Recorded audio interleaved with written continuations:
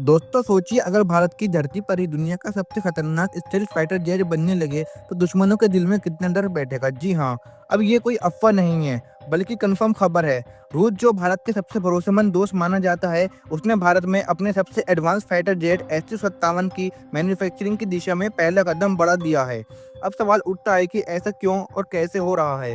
तो दोस्तों, ये सब हुआ तब जब अमेरिका ने भारत पर 50% तक का टैरिफ थोपने की कोशिश की।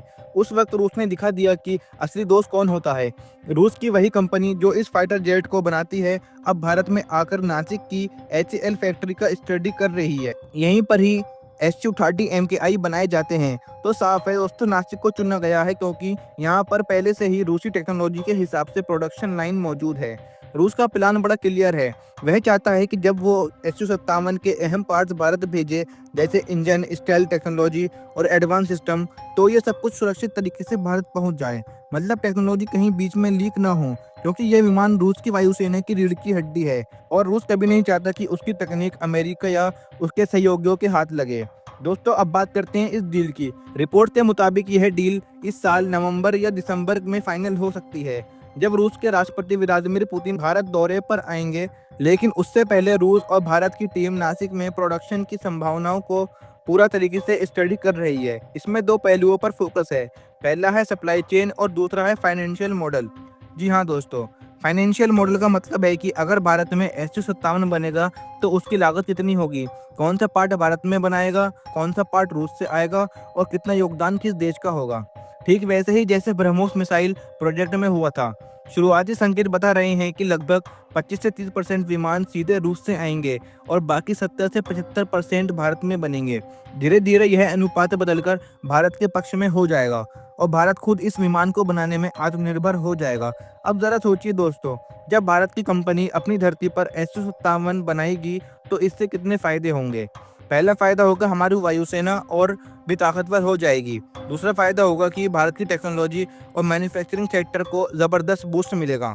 और तीसरा फायदा होगा हमारी अर्थव्यवस्था को, क्योंकि इससे भारत की अर्थव्यवस्था पर भी इसका पॉजिटिव असर पड़ेगा, क्योंकि हज़ारों लोगों को रोज़गार मिलेगा और जो सेक्टर है वो बूम करेगा। अब थोड़ी बात कर लेते हैं SU-57 की खूबियों की। दोस्तों, यह रूस का पहला 5th जनरेशन फाइटर जेट है। इसे खास तौर पर अमेरिका के F-22 और F-35 को टक्कर देने के लिए बनाया गया है। इसके स्टेल्थ डिज़ाइन इन्हें रडार पर लगभग अदृश्य बना देते हैं। इसके अलावा इसमें सुपर क्रूज कैपेबिलिटी है, यानी बिना आफ्टर बर्नर के भी यह सुपरसोनिक स्पीड में उड़ सकता है।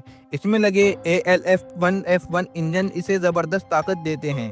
SU-57 का रडार सिस्टम इतना एडवांस है कि यह एक साथ कई टारगेट को लॉक कर सकता है और उन पर हमला कर सकता है। इसमें इंटरनल वेपन भी मौजूद है, जिससे इसकी स्टेल्थ कैपेबिलिटी बनी रहती है। ये air to air, air to ground और हाइपरसोनिक मिसाइलों तक को ले जाने में सक्षम है। दोस्तों, साथ ही में इलेक्ट्रॉनिक वॉरफेयर सिस्टम भी इस फाइटर जेट में लगा हुआ है, जो दुश्मन की रडार और मिसाइल गाइडेंस सिस्टम को जाम कर देता है। पायलट्स के लिए इसमें हाईटेक डिजिटल कॉकपिट है, जिसमें टच स्क्रीन, ग्लास डिस्प्ले और AI असिस्टेंस मौजूद हैं। इससे पायलट का काम आसान हो जाता है और लड़ाई के दौरान फैसले बहुत तेजी से लिए जा सकते हैं। तो दोस्तों, साफ है कि SU-57 सिर्फ एक विमान नहीं, बल्कि आने वाले दशकों तक भारत की वायुसेना की रीढ़ की हड्डी साबित हो सकती है। और सबसे खास बात है कि जब ये हमारी मिट्टी पर बनेगा तो ये दुश्मन के लिए सबसे बड़ा खतरा होगा। अब सवाल आपसे है दोस्तों, क्या आपको लगता है कि भारत को SU-57 की डील करनी चाहिए या फिर नहीं? और क्या ये विमान हमारी वायुसेना को दुनिया की सबसे ताकतवर सेनाओं में शामिल कर देगा? अपनी राय हमें कमेंट में ज़रूर बताइए। और अगर आपको यह जानकारी पसंद आई हो तो वीडियो को लाइक करना बिल्कुल मत भूलिए। और हाँ, हमारे चैनल को भी सब्सक्राइब कर लीजिए, क्योंकि यहाँ पर हम ऐसे ही आपके लिए ताज़ा खबरें लाते रहते हैं। तो अब मिलते हैं अगली वीडियो में, तब तक के लिए जय हिंद, जय भारत।